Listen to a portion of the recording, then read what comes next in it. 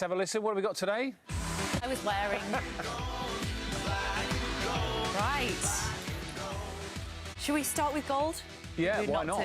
So yesterday we had a gold in the individual show jumping from Ben Mer. So congratulations, another face and another name on the gold. Big round show jumping from Ben Mer. So congratulations, another face and another name on the gold. Big round.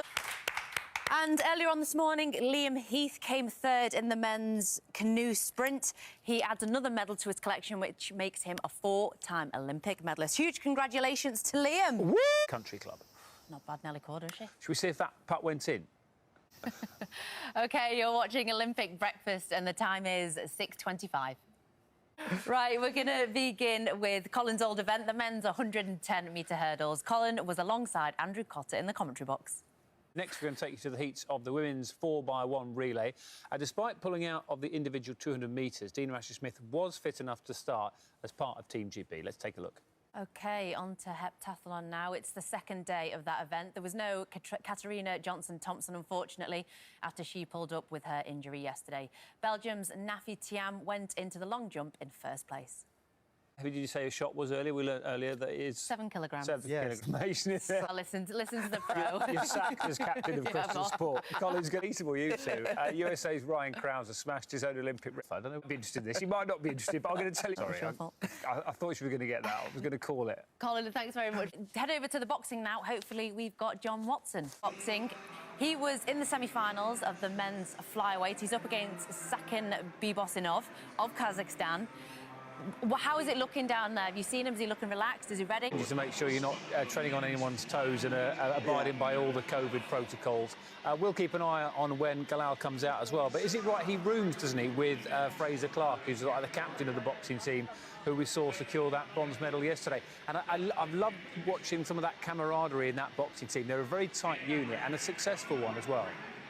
She's also heavily fancied to be fighting for gold this weekend as well. We're going to go back and hear from Galal very shortly, but we need to speak to somebody else. We've got the news coming up as well, who had a rather successful day yesterday at the Olympics. We did plenty of medals, so it'd be rude not to speak to one of Team GB's youngest ever summer medal. So, I can't speak, I'm not excited.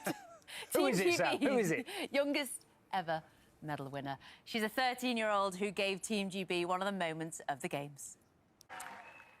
Good morning. We're going to speak to Sky. That amazing moment happened about 24 hours ago.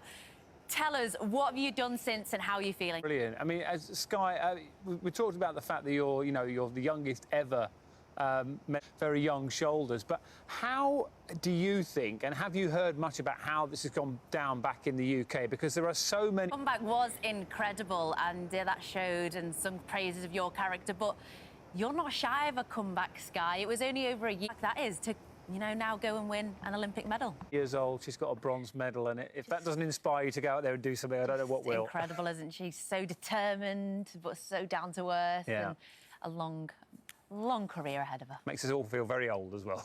Yes.